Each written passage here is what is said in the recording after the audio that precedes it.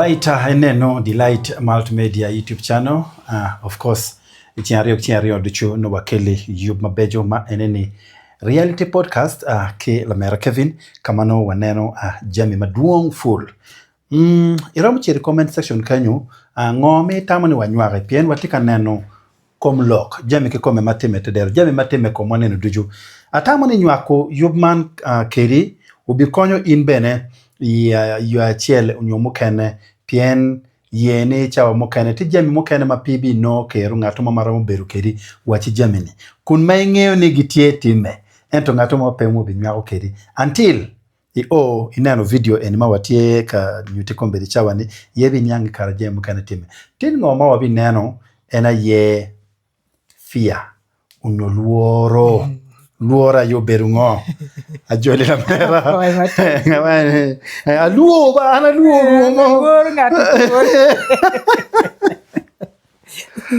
Kevin kawachi luoro is a broad thing. Luoro ti broad. Very. Luoro ti broad and luoro ki nano mo chake bene wa mafuritir wadon wadon kwere kwa weng ka wengs in a stage there is fear. Yeah. Pingo luoro tie luoro waromo dor nining yes angene ti luoro mabek marach amete inyote werkwachier anyin afoy matek silva kin majini giluani Kevin Okomo en afoy wundano mutika nero Delight broadcast tini one tin watika lokum luoro tie iopokeo watigi luoro moni mikonya wani gi luoro moni mijogowa so ti luoro moni tie mano ke giru moni maraj obatime chi ini wene o pichirie luoro ni chamo kerengo konyi eno watigi luoro moni mano giri deko mera dega ideka pian gwak nyetamo ni korongo and all that egoni luoro ma romo jogo ino to achieve ngoma in miergo ino ikwapa in like kin marangeyo kwere with fear if you want to overcome fear kin majui arangeyo kwere manyo anatero kwere is I have to take risk to overcome certain fears and fears comes in so many. For you to overcome fears you have so many steps in life. Luoro is, I would say it is inbuilt. But lo nyoro bene instill fear chamo kene mano watika do. Wa. Now, fear is inbuilt. Kumwan machara dara dani. Yes. Now like anla chengcha wochuni ana luoro kwiti because they've instilled it in me ni uyimango right. Watigi jo migi luoro tuol because they've instilled it will tongo dano. Those are luor mati positive. It will you'll avoid it because of fear, but no, it has saved you from a circumstance. Kori luor any is okay, you can have them. While otero matero friwa any, majman liet pigi yeningo one. They instill that fear in them. Yes. Gwaknyo wachi kampare gini daba gini jomo kayan piyelu tero gutore daba because git naningo chilu and all that. So fears can be derived from so many angles and so many ways. But jamo kene fear yebe da oba never from achieving our career. Mawati kwere. Where otpano tiro mo kene tie giria da because they giluoro lock. Pi ilu chen otpan. Ento bichir no la tende chani ipen no choya maber da. And yet chamo kene ilu chen loko otkwani it will create that me. Poba kwanya luor mani chani iken. Kero tek chwin. Me exposing and chamo kene we know that pride. Because for him to also recognize him is smart in class, you should also be active. But kepine mo chamo kendo luoro jogo lukulutien enyo miti ga kwani they are very quiet. Makier ko chiro choy peny maber da no bo karo because he has been a quiet person in class or a quiet kid in the school. La fonj roma tame agwag nyo kwaro ngo kwaro penya kwara. In the long run, that kid gets affected. Then what take a luor mo kaya twale wachi rutiana nyerma kedong dwe tika kiti donyi stage money mi adolescent ni dongi chao nero kwegi ma wan mon ma nero dwe ni. They still have that pure that fear. That fear. Because a culture one actually for you to talk about menstruation, it is a taboo. The norms around it does not allow us. So they've instilled fear I kumlutia any multi anyer mo kene when they in that period picture we kan kwan pien luo tamani ko ni ke remo karo balo bone giba nyere kwero chiero ngo ikwan. Then we have fear ma in they've employed you, but because there's this bully in that office, even when you are able, even when you're great in your area, but because of fear, they sit back. Organization, people are not growing because of fear. They fear bosses. They fear supervisors. They don't want to challenge supervisor. Not knowing you going and challenging him or her on a positive note. It builds your career and even the organization you're working for. Okay. So with fear, to me, it is a win-win. And then we have fear money. We have fear money in a household. New dog gang ni and kepigi nyoma. Lutera nyero wente ni gimiti at least ngo mier gi nyomyo an ko ni kepigi nyoma lu nyor na batamo ni lu rem batamo ni. That is where now latin yako chako kero pressure kom latera wubi money cha ni mier ngo nyoma because of fear ni people gibinana nini gibilogo ni a nyako no nywale ga nga nyako no nywale chwar pigi nyom. But at the end of the day, it is not about what people will think. Okay. It is about yourself. It is about yourself. So for you to have fear, you weigh both negative and good part of it. Take it up. Luor mana buru at one point. Overcoming at one point. When I left Kampala, I came to Gulu, and I yacho don't get laten dong tie duario. Remember, I'd gone to tell my man, but because I know that I even didn't tell him. Now, thing I do that fear came and shadowed me. I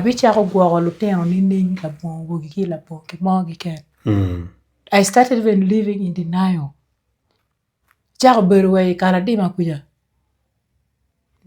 Because of fear.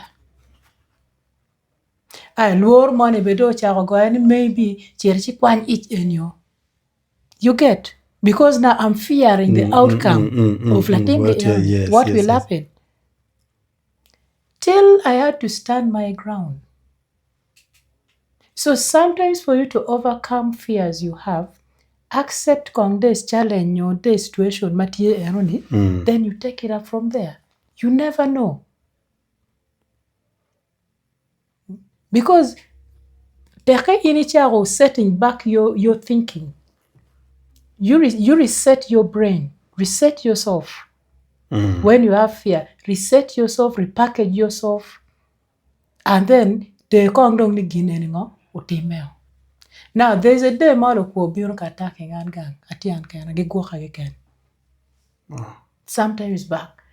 Do you know that fear mino Johnny T duongo? Dogola. Kiti yelo dogola makonye pe. Luor money binu shadowing And the only person muna romo go yerichi micha eni was a neighbor.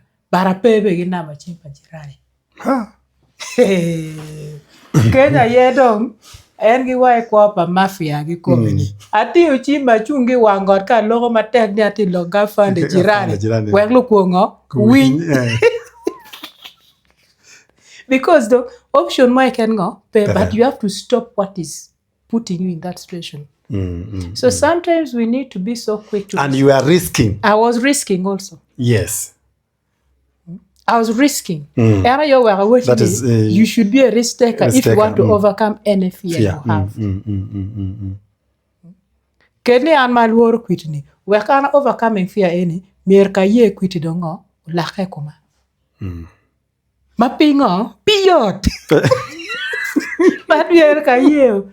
And then sometimes we get and then fear. There's that inner fear. Mogomi lock it down and all that. Always try to talk about it. Totally when it comes to your personal issues. Always talk about it. Talk about it. Ginma down war gwaknyo kati is being judged, being stigmatization.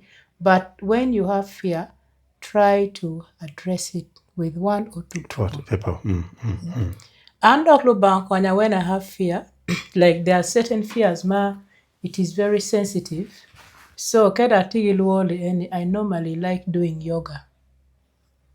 Because with yoga, you go and sit and you do a lot of meditation. And then it relaxes your mind. Now, atuma pengete mu yoga niko. Era yetong ka in piromotim watch yoga. Let's say in meditation. Meditation. Yeah, you can do meditation. Bedpin. Someone said iramu chere di bua kamo keni. Kama ngeni ti idange mater. Yes. Dange ko mater dada. Mater dada. You win boni enoni. Believe me, that the echo sounds if when you gimo timo be binu unusual. Ajiji money. Gimo ne timo.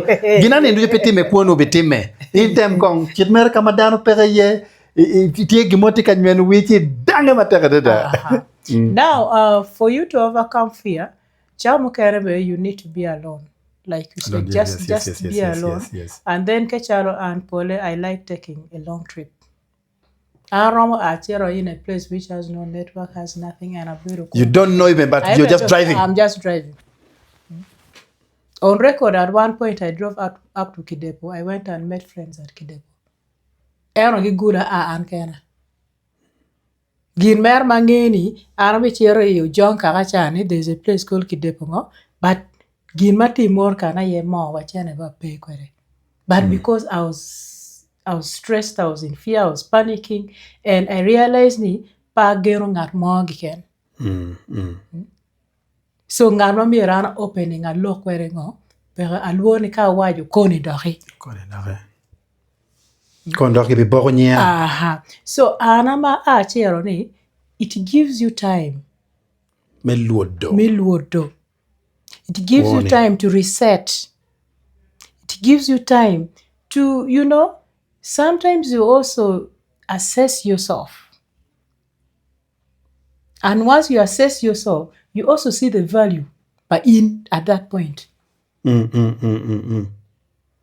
That's why I think in acting, in acting, TV presentation, get a mirror. Chui mirror. Start talking to that person. In the mirror. Very well, TikTok about it. So, konyi me nye jomo kene luo menenu they are real gain. Maraya. Gideng nene ke ken gain nenu anene chwe kamay. Because they are not confident about themselves. Yes. Itika neno Delight Multimedia YouTube channel, Delight Podcast. You've makatu bori chiario.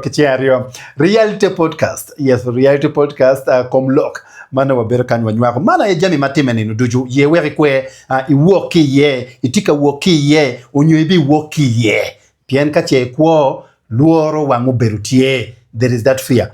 And I remember, Kevin, before you continue, the fear my overcoming in my life, ubedo, way back in 90s, ena ye mengwech kilela. Gari enini. Because I always had this in mind.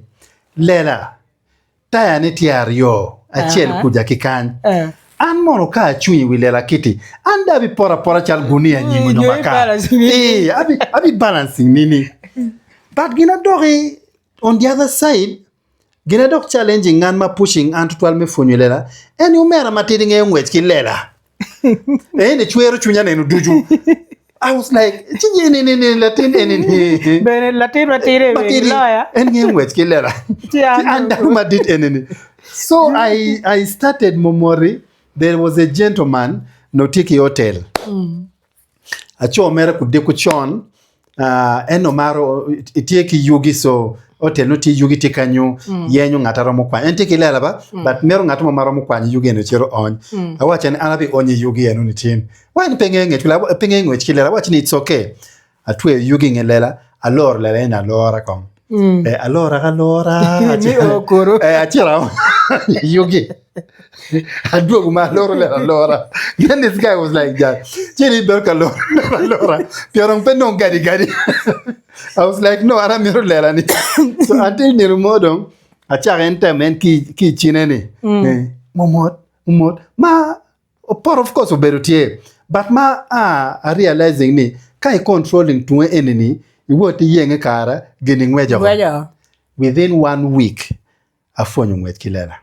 And that thing ukonya watin Kevin person mawaju ni peti gemo mapetwere te chengi kanga tumote katemune. Very good. I'm that kind of person. As long as itika temune impe por ki wipolo. No, it is the same way ma achako fonyo tiki computer. We had a computer but na luo gena bin we amane ni church enini dire dok kuja.